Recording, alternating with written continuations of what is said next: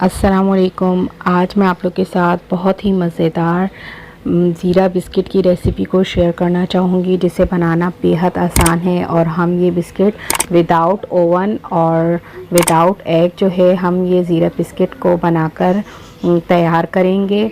बहुत ही मज़ेदार और खस्ता बिस्किट जो है ये बनकर तैयार होते हैं। तो आइए रेसिपी को स्टार्ट कर लेते हैं। और यहाँ पे हम मेजरमेंट जो है वो इन चमचों से करेंगे जो हमारे घरों में नॉर्मली मौजूद होते हैं। यहाँ पे एक बाउल ले लिया है मैंने और इस तरह से एक बड़ा चम्मच ले लिया है। इस बड़े चम्मच से हम 3 बड़े चम्मच जो है वो यहाँ पर घी के यूज़ करेंगे। घी जो है वो ज़्यादा मेल्टेड नहीं होना चाहिए। और अब इसमें जो है मैंने 2 चम्मच भरकर जो है चीनी का इस्तेमाल किया है। और इसे अच्छे से जो है वो विस्कर की मदद से विस्क कर लेंगे तकरीबन 15 मिनट के लिए, क्योंकि हम हाथ से इसे मिक्स कर रहे हैं। तो इस तरह से जो है इसका फ्लफ़ी सा जो है वो टेक्सचर आ जाएगा, क्रीमी सा। अब जो है इसमें हम शामिल करेंगे मैदे को इसमें 8 चम्मच के बराबर जो है वो इसमें मैदा चला जाएगा।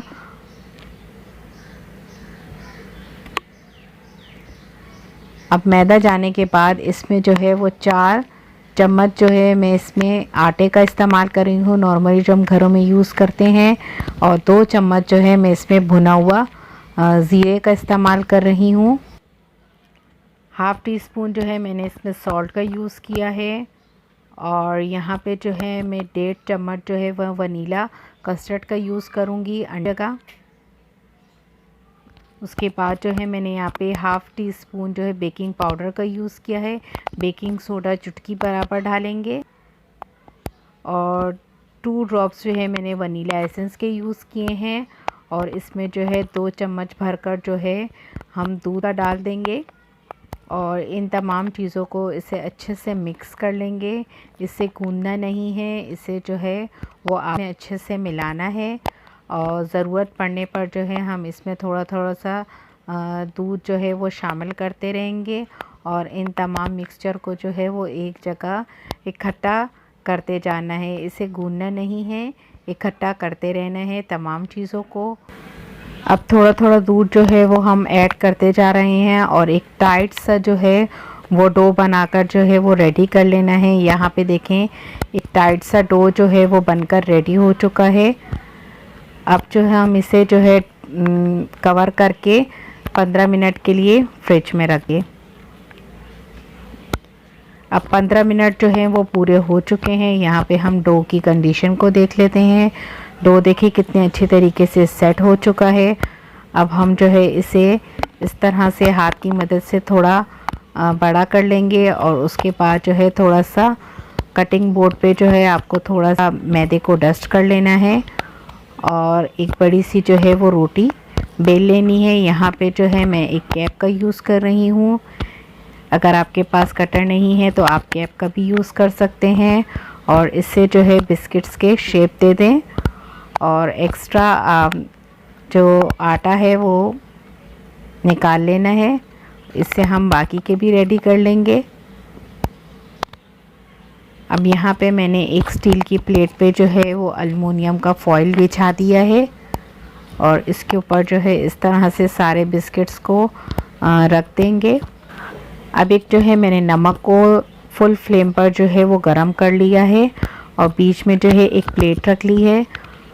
प्लेट रखने के बाद जो है मैंने इसमें बिस्किट्स को डाल दिया है। और इसे जो है पर कर लेंगे। कवर करने के बाद इसे 5 मिनट तक फुल फ्लेम पर हीट देंगे। और 5 मिनट के बाद जो है हम फ्लेम को बिल्कुल लो कर देंगे कि ये बिस्किट जो है वो अंदर अच्छे से जो है वो पक जाए। ये फ्लेम मैं आपको दिखा रही हूँ। 5 मिनट फुल फ्लेम करने के बाद 10 मिनट तक हमें इसी फ्लेम पर बिस्किट को पकाने हैं। अब 15 मिनट पूरे हो चुके हैं, मैं आपको दिखा देती हूँ। ये देखें बिस्किट्स का जो है वो नीचे से अच्छे से कलर आ चुका है, जैसा कि आपको नज़र भी आ रहा होगा। आप जो है तमाम बिस्किट्स को जो है वो इस तरह से पलट लेंगे कि इनके ऊपर भी एक अच्छा सा कलर आ जाए। اور پھر سے جو ہے ہم اسے کور کر لیں گے تقریباً 5 منٹ کے لیے۔